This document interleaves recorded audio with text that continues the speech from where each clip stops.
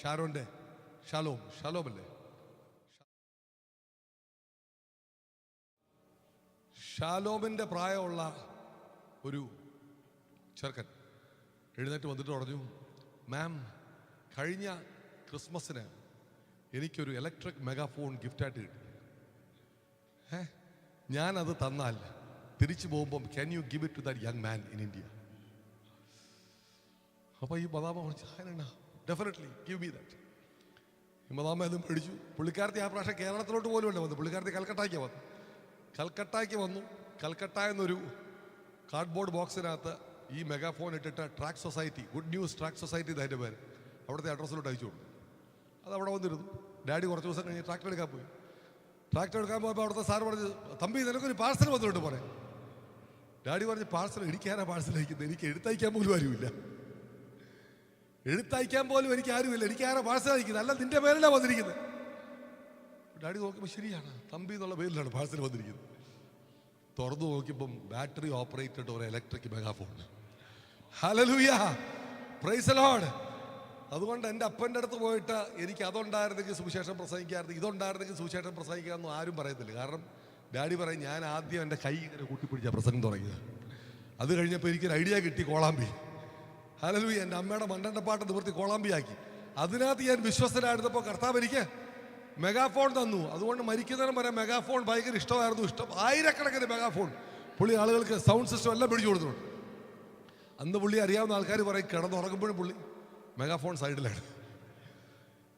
ഞാൻ അമേരിക്കയിൽ ചെന്നപ്പോൾ ഒരാളെന്നോട് പറഞ്ഞു, പുള്ളി എന്നൊരു ഭയങ്കര ബിസിനസ്സുകാരനാണ് ന്യൂയോർക്കിൽ. അദ്ദേഹം പറഞ്ഞു, എൻ്റെ ഡാഡി വെളുപ്പിനെ 5 മണിക്ക് ഈ മെഗാഫോൺ കൊണ്ട് വിളിച്ചു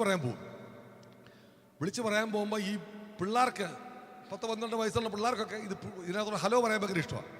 അപ്പോൾ ഡാഡിയുടെ കൂട്ടത്തിൽ കൂടെ. അപ്പോൾ ഡാഡിക്ക് ഇറങ്ങി കൈ ഒന്ന് റെസ്റ്റ് എടുക്കേണ്ടപ്പോൾ ഇവരുടെ കയ്യിലോട്ട് കൊടുക്കും വിശ്രമിക്കാനായിട്ട്. ഇവർ ഹലോ ഹലോ ഹല്ലേലൂയ ഇതൊക്കെ പിള്ളേർ ഇതുകൊണ്ട് അങ്ങനെ കൂട്ടത്തിൽ രക്ഷിക്കപ്പെട്ടൊന്നുമല്ല.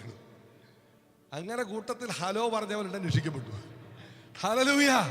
ആ കോളാമ്പി കൈകൊണ്ട് പിടിച്ചവരും അതുകൊണ്ട് ഹലോ പറഞ്ഞവരും ഹല്ലേലൂയ പറഞ്ഞവരും അല്ല, ഇന്ന് കർത്താവിൻ്റെ വേലക്കാരായി അനേകർ ദൈവരാജ്യം പണിയുന്ന ബിസിനസ്സുകാരായി രക്ഷിക്കപ്പെട്ട്. എന്നെ കേൾക്കുന്ന പ്രിയമുള്ളവരെ, ഇതാണ് ന്യൂ ഇന്ത്യ ചർച്ച് ഓഫ് ഗോഡിന്റെ ഹിസ്റ്ററി. ഇതാണ് അത്.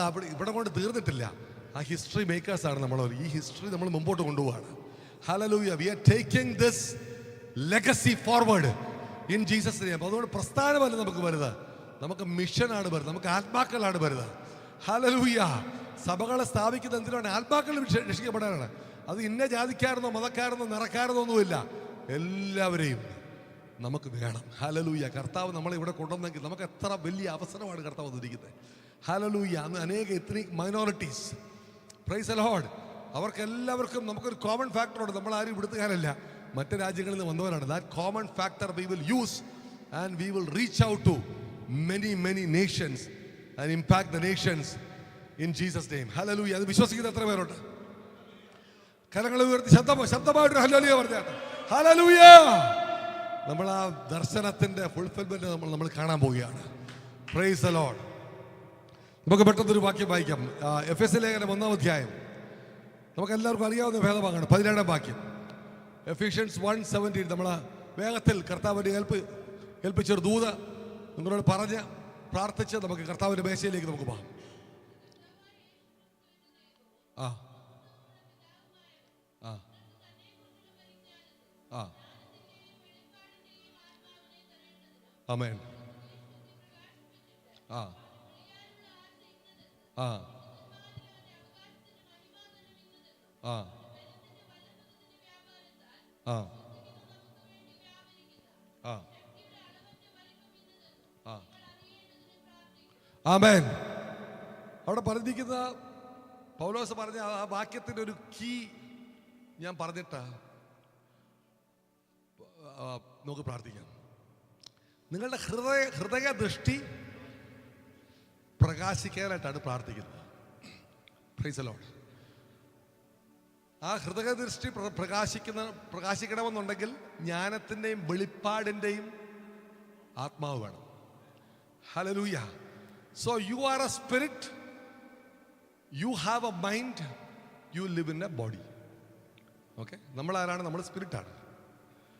നമ്മുടെ ശരിക്കുമുള്ള മനുഷ്യൻ എന്ന് പറഞ്ഞാൽ ആരാണ്? സ്പിരിറ്റ് മാനാണ്. നമുക്കൊരു മൈൻഡുണ്ട്, നമ്മുടെ ഒരു ശരീരത്തിൽ ജീവിക്കുന്നു. നമ്മുടെ പുറമേ നമുക്ക് സെൻസസ് ഉള്ളതുപോലെ തന്നെ നമ്മുടെ ഇന്നർ മാനും സെൻസസ് ഉണ്ട്. ഹൃദയദൃഷ്ടി എന്ന് പറഞ്ഞാൽ ഈ പമ്പ് ചെയ്യുന്ന ഹാർട്ടിൻ്റെ കാര്യമല്ല, നമ്മുടെ ആത്മമനുഷ്യൻ്റെ കാര്യമാണ് പറഞ്ഞിരിക്കുന്നത്. നമ്മുടെ യഥാർത്ഥ മനുഷ്യനാണ് ഇപ്പം പാസ്റ്റർ ബിനോയ് എന്ന് പറയുന്ന വ്യക്തിയല്ല നമ്മൾ കാണുന്നത്, നമ്മൾ അദ്ദേഹത്തിൻ്റെ ശരീരത്തെയാണ് കാണുന്നത്. നമ്മൾ പുറമേ ഉള്ള ഒരു സ്ട്രക്ചർ മാത്രമേ കാണുന്നുള്ളൂ. ആ സ്ട്രക്ചർ ആവശ്യമാണ്. അദ്ദേഹത്തിന് ചിരിക്കണമെങ്കിൽ ആ ചിരി നമ്മൾ കാണണമെന്നുണ്ടെങ്കിൽ അദ്ദേഹത്തിന് മുഖം വേണം. കൈ കൊണ്ട് എന്തെങ്കിലും പിടിക്കണമെന്നുണ്ടെങ്കിൽ കൈ വേണം. പക്ഷെ ചെയ്യുന്നതെല്ലാം ആരാണ്? ഉള്ളിലുള്ള മനുഷ്യനാണ് ശരിക്കും ജീവിക്കുന്നത്. അതുകൊണ്ടാണ് ഒരാൾ മരിച്ചു കഴിയുമ്പം നമ്മൾ പറഞ്ഞു അയ്യോ ഇട്ടച്ച് പോയെന്ന് പറയും. എവിടെ പോയി? നമ്മുടെ സൂട്ടും കോട്ടും ഒക്കെ ഇവിടെ കിടക്കുകയാണ്. പക്ഷെ നമ്മൾ കരയുന്ന എന്തോടെ? പോയെന്ന് പറഞ്ഞാണ് കരയുന്നത്. കാരണം പോയി, ആത്മാവ് പോയപ്പം ആള് പോയി കഴിഞ്ഞു. അപ്പോൾ പൗലോസോടെ പ്രാർത്ഥിക്കുന്ന എന്താണ്? വളരെ ഒരു വിശ്വാസിയുടെ ജീവിതത്തിൽ നമ്മൾ ഏറ്റവും കൂടുതൽ അറിഞ്ഞിരിക്കേണ്ട വളരെ പ്രധാനപ്പെട്ട ഒരു ഘടകമാണ് നമ്മുടെ ഹൃദയ ദൃഷ്ടി പ്രകാശിക്കണം. ഒരു ദൈവപൈതൽ, ഒരു വിശ്വാസി തന്നെയും അതിനേക്കാൾ ഉപരി കർത്താവിനെയും തന്നെയും തൻ്റെ ചുറ്റുപാടുമുള്ള ലോകത്തെയും താൻ കാണേണ്ടത് പുറമേ ഉള്ള കണ്ണുകൾ കൊണ്ടല്ല, ഹൃദയദൃഷ്ടിയിൽ കൂടിയാണ്, ആത്മകണ്ണുകൾ കൊണ്ടാണ്. ഹല്ലേലൂയ. ആത്മാവിൻ്റെ സെൻസസ് ആക്ടിവേറ്റഡ് ആകുമ്പോൾ മാത്രമേ ഒരു സ്പിരിറ്റ് മാൻ ജീവിക്കാൻ ആരംഭിക്കുന്നുള്ളൂ. കർത്താവായ യേശു ലോകത്തിൽ ജീവിച്ചപ്പോൾ തൻ്റെ ജീവിതം ഇത്ര പവർഫുൾ ഡൈനാമിക് ആകാൻ കാരണം എന്നാ? 3.5 വർഷത്തെ ജീവിതത്തെക്കുറിച്ച് നമുക്ക് കൂടുതൽ അറിയത്തുള്ളൂ അല്ലേ? ഈ 3.5 വർഷം കൊണ്ട് താൻ സംസാരിച്ചതും ചെയ്തതുമായ കാര്യങ്ങൾ ഇന്ന് ലോക സംസ്കാരങ്ങൾ, ഈ ബ്രിട്ടീഷ് സിവിലൈസേഷൻ ഉൾപ്പെടെ സിവിലൈസേഷൻസിനെ മൊത്തം മാറ്റിയെടുത്തു. ഹല്ലേലൂയ. കൾച്ചറിനെ മാറ്റിയെടുത്തു. ഒരു നേഷൻസ്, ഇവിടുത്തെ കോൺസ്റ്റിറ്റ്യൂഷനെ ബേസ്ഡാണ് ഇന്ത്യൻ കോൺസ്റ്റിറ്റ്യൂഷൻ എന്ന് പറഞ്ഞാൽ, നേഷൻസിനെ മാറ്റി യേശുവിൻ്റെ പഠിപ്പിക്കലുകളും യേശുവിൻ്റെ പ്രവൃത്തികളും. അത് എന്തുകൊണ്ടാണ്? അതിൻ്റെ കാരണം താൻ യോഹന്നാൻ സുവിശേഷന്റെ 14-ാം അധ്യായത്തിൽ പറയുന്നുണ്ട്. യോഹന്നാൻ 13 കർത്താവ് പറയുകയാണ്, 13:33 തൊട്ട് കർത്താവ് പറയുകയാണ്, ഞാൻ അധികം നാളെ നിങ്ങളോട് കൂടെ ഇരിക്കത്തില്ല, കുറഞ്ഞൊന്ന് കഴിയുമ്പോൾ ഞാൻ നിങ്ങളെ വിട്ടേച്ച് പോകും, ഞാൻ പോകുന്ന സ്ഥലത്ത് നിങ്ങൾക്ക് വരാനൊക്കത്തില്ല എന്നെല്ലാം പറഞ്ഞ് അവൾ വളരെ വിഷമിച്ചാണ് യോഹന്നാൻ 13 അവസാനിക്കുന്നത്. എന്നാൽ യോഹന്നാൻ 14-ന്റെ ആരംഭം മുതൽ യേശു കർത്താവ് ശിഷ്യന്മാരെ ധൈര്യപ്പെടുത്തുക, നിങ്ങളുടെ ഹൃദയങ്ങൾ കലങ്ങി പോകരുത്, പിതാവിൽ വിശ്വസിപ്പീൻ, എന്നിലും വിശ്വസിപ്പീൻ. എൻ്റെ പിതാവിൻ്റെ അരികിൽ അനേക സ്ഥലങ്ങളുണ്ട്, ഞാൻ നിങ്ങൾക്ക് വേണ്ടി സ്ഥലമൊരുക്കാൻ പോകുന്നു, എന്നിട്ട് ഞാൻ പോയിട്ട് വന്നിട്ട് നിങ്ങളെ കൂടെ കൊണ്ടുപോകും. അപ്പം നമ്മുടെ ഇന്ത്യ വന്ന പുള്ളി ചോദിച്ചു, എന്താ കർത്താവെ ഞങ്ങൾക്ക് വഴി അറിയത്തില്ല, പിന്നെ ഞങ്ങളെങ്ങനെ വരും ഈ പോകുന്നിടത്ത്? വളരെ ജെനുവിനായിട്ടുള്ള ചോദ്യങ്ങളാണ്. തോമാസ് ലീഗ. അപ്പോൾ അന്നേരമാണ് കർത്താവ് പറഞ്ഞു, ഞാൻ തന്നെ വഴിയും സത്യവും ജീവനുമാകുന്നു, ഞാൻ മുഖാന്തരമല്ലാതെ ആരും പിതാവിൻ്റെ അടുത്തേക്ക് വരുന്നില്ല. അപ്പം ഫിലിപ്പോസ് പറഞ്ഞു കർത്താവെ ഒരു കാര്യം ചെയ്യും. എന്നാൽ അവരെല്ലാവരും വളരെ വിഷമിച്ചിരിക്കുകയാണ്, അവരെല്ലാം ആപ്പാടെ കൺഫ്യൂസ്ഡ് ആയിട്ടിരിക്കുകയാണ്, കാരണം കർത്താവ് പോവുകയാണ്. ഫിലിപ്പോസ് പറഞ്ഞ കർത്താവ് ഒരു കാര്യം, പിതാവിനെ ഒന്ന് കാണിച്ചാ ഞങ്ങൾക്കത് മതി എന്ന് പറഞ്ഞാൽ ഓണ പൊക്കോ, പിതാവിനെ ഒന്ന് കാണിച്ചു തന്നു വെച്ചു. അപ്പൊ കർത്താവ് പറയണം, ഇനിയുള്ള കാര്യങ്ങൾ വളരെ ശ്രദ്ധിച്ച് കേൾക്കണം, പെട്ടെന്ന് ഞാൻ പറഞ്ഞു പോകാനായിട്ട് ആഗ്രഹിക്കുക. നമ്മുടെ നാടൻ ഭാഷ പറഞ്ഞ ഫിലിപ്പോസ് അധികം എന്നായി പറയുന്നത്, പിതാവിനെ കാണിച്ചു തരാണ്. ഇത്രയും നാളും എൻ്റെ കൂടെ നടന്നിട്ട് നീ പിതാവിനെ കണ്ടിട്ടില്ലേ? എന്നെ കണ്ടവൻ പിതാവിനെ കണ്ടിരിക്കുന്നു. ഹല്ലേലൂയ. എന്നിട്ട് പറയുകയാണ്, ഞാൻ പിതാവിലും പിതാവ് എന്നിലും. അതിന്റെ 10-ാം വാക്യം, യോഹന്നാൻ 14:10. എന്നും നീ വിശ്വസിക്കുന്നില്ലയോ? നോക്കിയാ 10-ാം വാക്യം പറയുമ്പോൾ 2 പേരുടെ കാര്യം മാത്രമേ പറയുന്നുള്ളൂ, കർത്താവിൻ്റെയും പിതാവിൻ്റെയും. പറയുന്നത് ഞാൻ പിതാവിലും പിതാവ് എന്നിലും. എന്നിട്ട് 11-ാം വാക്യം വായിച്ചേ.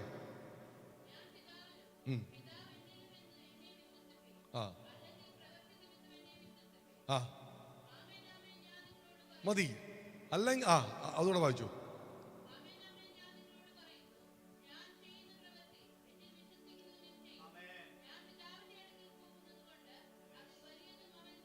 ആമേൻ.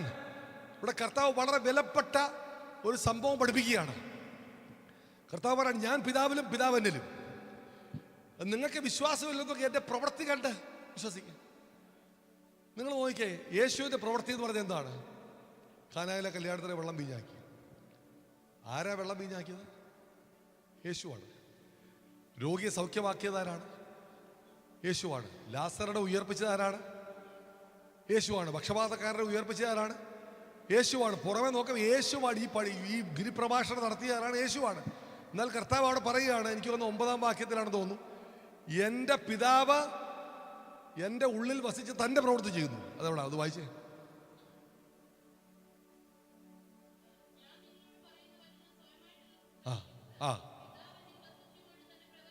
ഹല്ലേലൂയ. ഞാൻ നിങ്ങളോട് സംസാരിക്കുന്ന വചനം എന്ന് പറഞ്ഞാൽ, ഞാൻ ഇപ്പൊ ആദ്യം സംസാരത്തിന്റെ കാര്യം പറഞ്ഞു, പിന്നെ പ്രവൃത്തിയുടെ കാര്യം പറഞ്ഞു. യേശു പറഞ്ഞു, ഞാൻ നിങ്ങളോട് സംസാരിക്കുന്ന വചനം, പിന്നെ പറഞ്ഞു 11-ാം വാക്യത്തിൽ എൻ്റെ പ്രവൃത്തികൾ, വിശ്വാസമില്ലെങ്കിൽ എൻ്റെ പ്രവൃത്തി. അപ്പൊ ഞാൻ നിങ്ങളോട് സംസാരിക്കുന്നതും പ്രവർത്തിക്കുന്നതും ഒക്കെ എന്താണ്? എൻ്റെ ഉള്ളിൽ പിതാവ് വസിച്ചിട്ട് തൻ്റെ പ്രവൃത്തി ചെയ്യുകയാണ്. ഹല്ലേലൂയ. അപ്പൊ യേശു കർത്താവ് പറയുകയാണ്, എൻ്റെ വാക്കുകളും ഞാൻ ചെയ്യുന്ന ഈ അത്ഭുത പ്രവർത്തികളും ഒന്നും ഞാനല്ല. നിങ്ങൾ കാണുമ്പോൾ ഞാനാണ്, പക്ഷെ സത്യത്തിൽ നടക്കുന്ന എന്താണെന്ന് ചോദിച്ചു കഴിഞ്ഞാൽ, ഞാൻ പിതാവിലും പിതാവിനിലും ഞങ്ങൾ ഒന്നാണ്. എന്ത്? ഈ പിതാവ് എൻ്റെ ഉള്ളിൽ ആണ് വസിക്കുന്നത്. എൻ്റെ ഉള്ളിൽ വസിച്ചിട്ട് ഈ പിതാവ് തൻ്റെ പ്രവൃത്തി എന്നിൽ കൂടി ചെയ്യുകയാണ്. ഹല്ലേലൂയ. അപ്പൊ യേശു പറയുന്നതാണ്, ഈ പിതാവ്, എൻ്റെ ഉള്ളിൽ വസിക്കുന്ന പിതാവ് എന്നിൽ കൂടി അങ്ങ് ജീവിക്കുകയാണ്, എന്നിൽ കൂടി സംസാരിക്കുകയാണ്, എന്നിൽ കൂടി സൗഖ്യമാക്കുകയാണ്, എന്നിൽ കൂടി മരിച്ചവരെ ഉയർപ്പിക്കുകയാണ്, എന്നിൽ കൂടി അത്ഭുതങ്ങളെ പ്രവർത്തിക്കുകയാണ്, എന്നിൽ കൂടി കാറ്റിനെ കടലിനെ ശാന്തമാക്കുകയാണ്. അപ്പൊ ആരാണ് പുറമെ നോക്കുന്നവർ കാണുന്നത്? യേശു ഒരു മനുഷ്യൻ. അന്നത്തെ ആളുകൾ നോക്കുമ്പോൾ സാധാരണ മനുഷ്യൻ. തച്ചൻ്റെ മകൻ, യോസേഫിന്റെ മകനായ യേശു, നസ്രയത്തുകാരനായ യേശു ഇനിയാണ് പുറമെ കാണുന്നത്. അതുകൊണ്ടാണ് തന്റെ നാട്ടുകാർക്ക് വിശ്വസിക്കാൻ പറ്റാത്തത്, തച്ചൻ്റെ മോനും. പക്ഷെ യേശു പറയുകയാണ്, എൻ്റെ സീക്രട്ട് പറയുകയാണ്, എൻ്റെ ഉള്ളിൽ പിതാവ് വസിച്ച് തൻ്റെ പ്രവൃത്തി ചെയ്യുകയാണ്. അത് കഴിഞ്ഞിട്ട് കർത്താവ് പരിശുദ്ധാത്മാവിനെ കുറിച്ച് പഠിപ്പിക്കുകയാണ്. കർത്താവ് പറയുകയാണ്, ഞാൻ പോകുന്നത് നിങ്ങൾക്ക് നല്ലത്. ഞാൻ പോയിട്ട് പിതാവ്, ഞാൻ സമയത്തോടെ ഓടിച്ച്, നിങ്ങൾക്ക് അറിയാവുന്ന വേദഭാവമാണ്, ഞാൻ പറഞ്ഞു പോവുകയാണ്. ഞാൻ പിതാവിൻ്റെ അടുത്ത് പോയിട്ട് പിതാവിനോട് പ്രാർത്ഥിക്കും, എന്നിട്ട് മറ്റൊരു കാര്യസ്ഥനെ നിങ്ങൾക്ക് അയച്ചു തരും. മറ്റൊരു, അല്ലെങ്കിൽ അനദർ എന്നുള്ള വാക്ക്, അത് മൂലഭാഷയിൽ അതിൻ്റെ തർജ്ജിമ ഇതാണ്, ഹലോസ് എന്നുള്ള വാക്കാണ് ഉപയോഗിച്ചിരിക്കുന്നത്. രണ്ട് വാക്കുണ്ട്, ഹലോസ്, ഹെറ്ററോസ്. രണ്ടിൻ്റെ അർത്ഥം അനദർ. ഹെറ്ററോസ് എന്നുള്ള വാക്ക് another of, but it could be of a different kind. ഞാൻ ഈ കസേര എടുത്തിട്ട് ഹെറ്ററോസ് കസേര എന്ന് പറഞ്ഞാൽ could be a plastic chair, വേറൊരു കസേര തരാം, മറ്റൊരു കസേര തരാം. പക്ഷെ ഹലോസ് എന്ന് പറഞ്ഞാൽ another of the same kind. ആ വാക്കാണ് അവിടെ ഉപയോഗിച്ചിരിക്കുന്നത്. ഞാൻ പിതാവിൻ്റെ അടുത്തേക്ക് പോയിട്ട് മറ്റൊരു എന്ന് പറഞ്ഞാൽ എന്നെ പോലെ തന്നെയുള്ള, ഹല്ലേലൂയ, എന്നെ പോലെ സ്നേഹിക്കുന്ന, എന്നെ പോലെ കരുതുന്ന, എന്നെ പോലെ അത്ഭുതങ്ങൾ ചെയ്യുന്ന, എന്നെ പോലെ മനസ്സറിവുള്ള, എന്നെ പോലെ മരിച്ചവരെ ഉയർപ്പിക്കുന്ന ഒരു കാര്യസ്ഥനെ ഞാൻ നിങ്ങൾക്ക് വേണ്ടി അയച്ചു തരും. ഹല്ലേലൂയ. എന്നിട്ട് പറയുകയാണ്, അതിന്റെ 13-ാം വാക്യം വായിച്ചു. 13-ാം വാക്യത്തിലാണ് പറയുന്നത്, അല്ല 16-ാം വാക്യം.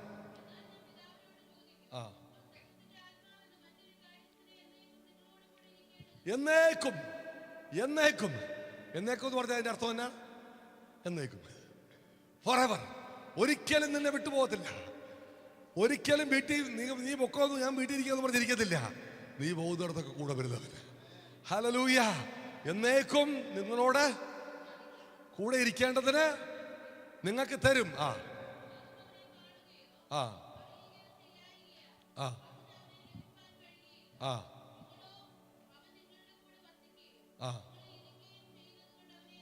ആമേൻ. അവിടെ ഒരു ചെറിയ ടെൻസിന്റെ പ്രശ്നമുണ്ട്. ഇംഗ്ലീഷ് വായിക്കുകയാണെന്നുണ്ടെങ്കിൽ യു നോ ഹിം. ഓക്കെ, എന്റെ ടെൻസ് ശ്രദ്ധിക്കണം. Because he is with you and will be in you. Hallelujah. നേരത്തെ ഫിലിപ്പോസിനോട് പറയുകയാണ്, നിങ്ങൾക്ക് പിതാവിനെ അറിയാം, കാരണം എന്താ? എന്നെ കണ്ടു. ഇപ്പൊ പറയുകയാണ്, നിങ്ങൾക്ക് പരിശുദ്ധാത്മാവിനെ നിങ്ങൾക്ക് അറിയാം, കാരണം എന്താണ്? പരിശുദ്ധാത്മാവ് ഇപ്പം നിങ്ങളുടെ കൂടെയുണ്ട്. അപ്പം അവരുടെ കൂടെയുള്ള ആരാ? യേശുവാ. ഹല്ലേലൂയ. ട്രിനിറ്റിയുടെ ഒരു ബ്യൂട്ടിഫുൾ പിക്ചറാണ് നമ്മൾ ഈ ഇവിടെ കാണുന്നത്, തൃത്വത്തിന്റെ. ഹല്ലേലൂയ. യേശു പറയുകയാണ്, യു നോ ഹിം. നിങ്ങൾക്ക് പരിശുദ്ധാത്മ ലോകവാനെ കാണുന്നതിന് അറിയുന്നില്ല, പക്ഷെ നിങ്ങൾക്ക് പരിശുദ്ധാത്മാവിനെ അറിയാം, കാരണം he is with you. Present ടെൻസി പറയുകയാണ്, അവൻ ഇപ്പം നിങ്ങളുടെ കൂടെ ഉണ്ട് എന്ന് പറഞ്ഞ് ഞാൻ കൂടെ ഉണ്ടെങ്കിൽ പരിശുദ്ധാത്മാവ് നിങ്ങളുടെ കൂടെ ഉണ്ട്. കാരണം അവൻ ഞാനും തമ്മിൽ വ്യത്യാസമൊന്നുമില്ല, എന്നെ പോലെ തന്നെയുള്ള മറ്റൊരു കാര്യസ്ഥനാണ്. ഹല്ലേലൂയ. എൻ്റെ സ്വഭാവം നിങ്ങൾ കണ്ടില്ലേ? അതേ സ്വഭാവമാണ്. എൻ്റെ ശക്തി നിങ്ങൾ കണ്ടില്ലേ? അതേ ശക്തിയാണ്. എൻ്റെ സ്നേഹം നിങ്ങൾ കണ്ടില്ലേ? അതേ സ്നേഹമാണ്. ഹല്ലേലൂയ. നിങ്ങളവനെ അറിയുന്നു. എന്നിട്ട് പറയുകയാണ്, അടുത്തത് പറയുകയാണ്, ഞാൻ നിങ്ങളെ അനാഥരായി വിടുകയില്ല, ഞാൻ നിങ്ങളുടെ അടുക്കൽ വരും. എന്നിട്ട് പറയുകയാണ്, ഞാൻ ജീവിക്കിയാൽ, 19-ാം വാക്യം, നിങ്ങളും ജീവിക്കുന്നത്. 20-ാം വാക്യം വായിച്ച് ശ്രദ്ധിച്ച് കേൾക്കണം. 20-ാം വാക്യം.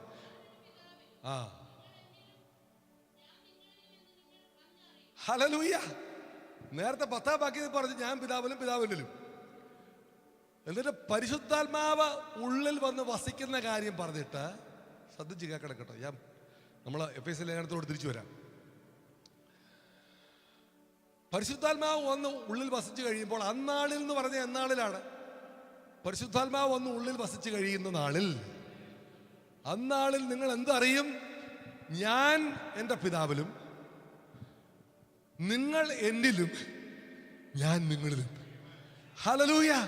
നിങ്ങൾ നോക്കിക്കേ, ആ പിതാവ് എന്നിലും ഞാൻ പിതാവിലും എന്നുള്ള സംഭവം മാറിയിട്ട് നമ്മളെ കൂടെ അതിനകത്തോട്ടൊക്കെ കൂട്ടി. Price the Lord. എത്ര മനോഹരമാണ് പ്രിയമുള്ളവരെ. ഇതാണ് ക്രിസ്തീയ ജീവിതം. ഇത് കാണണമെന്നുണ്ടെങ്കിൽ, ഇത് കണ്ടോണ്ട് ജീവിക്കുന്ന വിശ്വാസിയുടെ ജീവിതം ഉണ്ടല്ലോ, ഓർഡിനറി ജീവിതമല്ല. അവനറിയാം I am not an ordinary person. അതുകൊണ്ടാണ് പൗലോസ് പറയുന്നത്, എൻ്റെ പ്രാർത്ഥനയിൽ നിങ്ങളുടെ ഹൃദയ ദൃഷ്ടി, നിങ്ങളുടെ ഉള്ളിലെ കണ്ണെന്ന് തുറക്കണം. തുറന്നു കഴിഞ്ഞാൽ നിങ്ങളെന്താ, നിങ്ങളുടെ വിളിയാലുള്ള ആശ ഇന്ന് നിങ്ങൾ അറിയും. കാരണം ഇത്ര വലിയ വിളി, നിന്റെ ജനനം ഒരു വിളിയാണ്. ഹല്ലേലൂയ. നിങ്ങൾ തീരുമാനിച്ചാലേ ഭൂമിയിലേക്ക് വരാം. കർത്താവ് വിളിച്ചിട്ടേ കൊണ്ട് വന്നത്. അപ്പനും അമ്മയും തീരുമാനിച്ചോണ്ടല്ലേ കർത്താവാണ് ഈ ഭൂമിയിലേക്ക് അയച്ചത്. ഹല്ലേലൂയ. എൻ്റെ ജനനം ഒരു വിളിയാണ്, എൻ്റെ രക്ഷ ഒരു വിളിയാണ്. ഓ, എൻ്റെ ആത്മസ്നാനം ഒരു വിളിയാണ്. ഓ, ഞാൻ വിളിക്കപ്പെട്ട ഈ ഭൂമിയിലേക്ക്, ഈ തലമുറയ്ക്ക് വേണ്ടി വിളിക്കപ്പെട്ട ഒരു വ്യക്തിയാണെന്നുള്ള ബോധ്യത്തിൽ ജീവിക്കുകയാണെന്നുണ്ടെങ്കിൽ നിനക്ക് ഒരു നിരാശയിൽ ആശ മാത്രമേ ഉള്ളൂ. ഹല്ലേലൂയ. പിന്നെ വിശുദ്ധന്മാരോട് കൂടെയുള്ള നിനക്കുള്ളൊരു അവകാശം, നീ ആരാണെന്നുള്ള ബോധ്യം, പിന്നെ വിശ്വസിക്കുന്നവർക്കുള്ള ദൈവശക്തി, അതിൻ്റെ വെളിപ്പാടിലടിക്കുന്ന എൻ്റെ ജീവിതം. Price the Lord. ഈ കണ്ണു തുറക്കുന്ന കാര്യം പറഞ്ഞില്ലേ, അത് വളരെ പ്രധാനപ്പെട്ട കാര്യമാണ്. കാരണം ഇത് മനസ്സിലാക്കണമെന്നുണ്ടെങ്കിൽ ഉൽപ്പത്തി പുസ്തകം 3-ാം അധ്യായത്തിലോട്ട് പോകണം. ഉൽപ്പത്തി പുസ്തകം 2-ന്റെ ഏറ്റവും അവസാനത്തെ വാക്യം ഒന്ന് വായിച്ചു. ഉൽപ്പത്തി പുസ്തകം 2-ന്റെ ലാസ്റ്റ് വാക്യം. മനുഷ്യനും ഭാര്യയും ഇരുവരും നഗ്നരായിരുന്നു, അവർക്ക് നാണം തോന്നിയില്ല താനും. അവർ നഗ്നരായിരുന്നു, പക്ഷെ അവർക്ക് നാണം തോന്നിയില്ല. ഇനി 3-ാം അധ്യായം വാക്യം വായിച്ചു. ആ ആ ആ ആ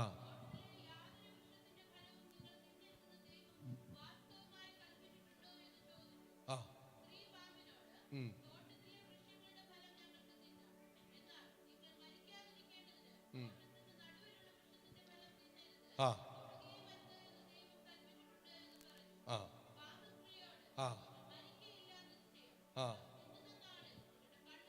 ആ ആ അത് കണ്ടോ? അത് തിന്നുന്ന നാളിൽ എന്ത് സംഭവിക്കും? നിങ്ങളുടെ കണ്ണ് തുറക്കും. ഒന്ന് തുറന്ന് വായിച്ചേ. ആ ആ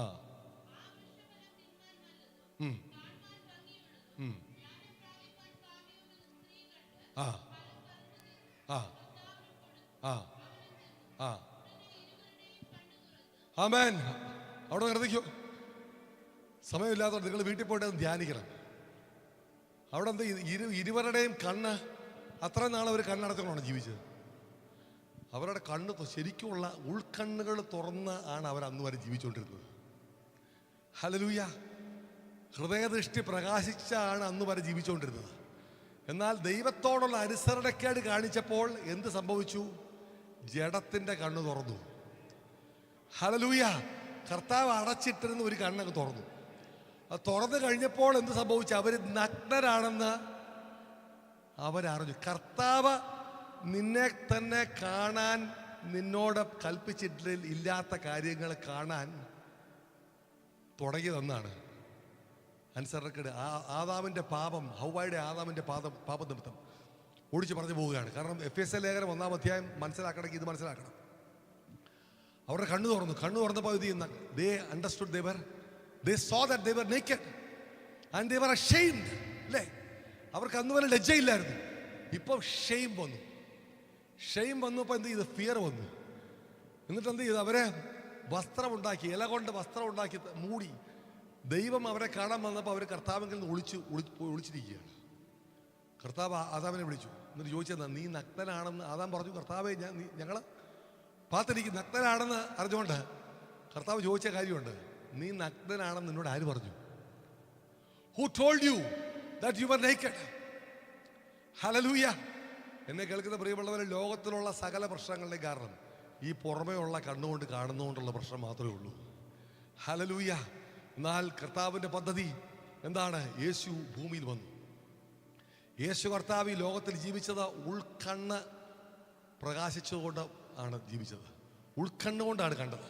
എന്നാൽ കാൽവരി ക്രൂശിൽ യേശു എൻ്റെയും നിൻ്റെയും പാപം പേർ എനിക്ക് വേണ്ടി നിനക്കായി പാപമായി താൻ മാറിയപ്പോൾ സംഭവിച്ചത് എന്താണെന്ന് ചോദിച്ചു കഴിഞ്ഞാൽ, യോഹന്നാൻ 19:23 നമ്മൾ വായിക്കുന്നു, അവൻ്റെ വസ്ത്രം അവര് ഉരിഞ്ഞു കളഞ്ഞു. എൻ്റെയും നിൻ്റെയും നഗ്നത യേശു തൻ്റെ മേൽ ഏറ്റുവാങ്ങി. എനിക്ക് വേണ്ടി നിനക്കായി യേശു നഗ്നനായി ആ കാൽവരി ക്രൂശിൽ മരിച്ചത് എന്തിനു വേണ്ടിയാണ് അറിയാവോ? ഹല്ലേലൂയ. എന്നിട്ട് യേശുവിൻ്റെ കണ്ണ് ആ ക്രൂശിൽ വെച്ച് അടഞ്ഞപ്പോൾ എന്താണ് സംഭവിച്ചത്? എന്തിനു വേണ്ടിയാണെന്നറിയാവോ? അന്ന് ഉൽപ്പത്തിയിൽ ഏദൻ തോട്ടത്തിൽ തുറന്ന അനുസരണക്കേട് മുഖാന്തരം തുറന്ന ആ കണ്ണ് അടയണം. ഹല്ലേലൂയ. എന്നിട്ട് യേശു 3-ാം നാൾ ഉയർത്തെഴുന്നേറ്റപ്പോൾ ക്രിസ്തുവിനോട് കൂടെ നമ്മളും ഉയർത്തെഴുന്നേറ്റിരിക്കുകയാണ്. നമ്മൾ ഉയർത്തെഴുന്നേറ്റപ്പോൾ എന്താണ് സംഭവിച്ചത്? നമ്മുടെ ഉൾക്കണ്ണുകൾ പ്രകാശിച്ചു. ഹല്ലേലൂയ. ഇന്ന് കർത്താവ് നമ്മളെക്കുറിച്ച് ആഗ്രഹിക്കുന്നത് ഒരു ദിവസം മുഴുവൻ പ്രസംഗിക്കേണ്ട വിഷയമാണ്. ഞാൻ പെട്ടെന്ന് ഓടിച്ചു പോവാണ്. കർത്താവ് നമ്മൾ ഇന്ന് എഫക്റ്റീവ് ക്രിസ്ത്യൻസ് ആയിട്ട് ഭൂമിയിൽ ജീവിക്കണമെന്നുണ്ടെങ്കിൽ കർത്താവ് ആഗ്രഹിക്കുന്ന, പൗലോസിന്റെ പ്രാർത്ഥന അതാണ്, നിങ്ങളുടെ ഹൃദയദൃഷ്ടി പ്രകാശിച്ച് നിങ്ങൾ ജീവിക്കണം. പ്രകാശിച്ച് ജീവിക്കുമ്പോൾ എങ്ങനെയാണ്? We live out of revelation. Hallelujah. ഒരു കാര്യം കൂടെ പെട്ടെന്ന് പറഞ്ഞിട്ട് നമുക്ക് തീർക്കാം. നോർമൽ ആൾ ജീവിക്കുന്ന എങ്ങനെ? സാധാരണ ആൾ ജീവിക്കുന്ന എങ്ങനെയാണ്? ഇൻഫർമേഷൻ, അല്ലേ? Perception, application. നമ്മളെ വെളിയിൽ നിന്ന് അറിവ് കിട്ടുന്നു, നമ്മൾ കാണുന്നു, കേൾക്കുന്നു, വായിക്കുന്നു, നമുക്ക് ഇൻഫർമേഷൻ കിട്ടും. ഇൻഫർമേഷൻ നമ്മൾ മനസ്സിലാക്കുന്നു, പെർസീവ് ചെയ്യുന്നു. അതിൻ്റെ അടിസ്ഥാനത്തിൽ നമ്മൾ തീരുമാനമെടുക്കുന്നു, പ്രവർത്തിക്കുന്നു, നമ്മൾ അപ്ലൈ ചെയ്യുന്നു. എന്നാൽ ഉൾക്കണ്ണ് പ്രകാശിച്ച ഒരു വ്യക്തിയുടെ ജീവിതം കണ്ടറിയോ? ഇൻഫർമേഷൻ അല്ല, revelation, perception, application. Everybody say after me. Revelation, perception, application. Hallelujah. അങ്ങനെ ജീവിക്കുന്നവരെ കൊണ്ട് മാത്രമേ ലോകത്തെ നേടുവാൻ കഴിയുള്ളൂ.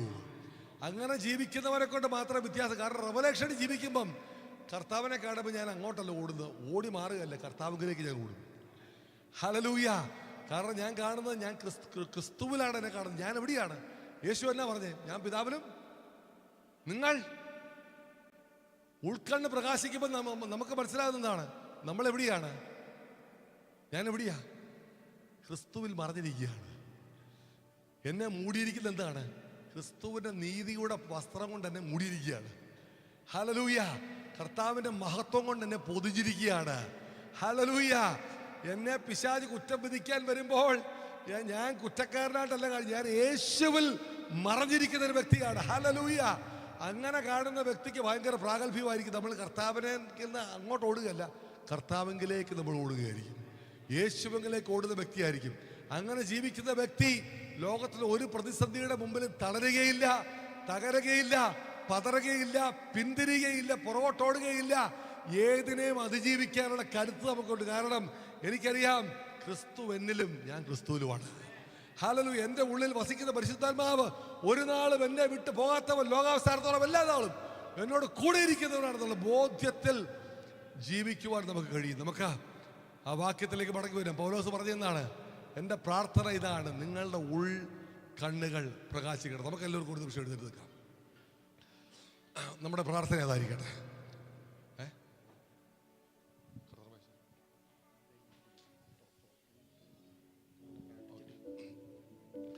Hallelujah.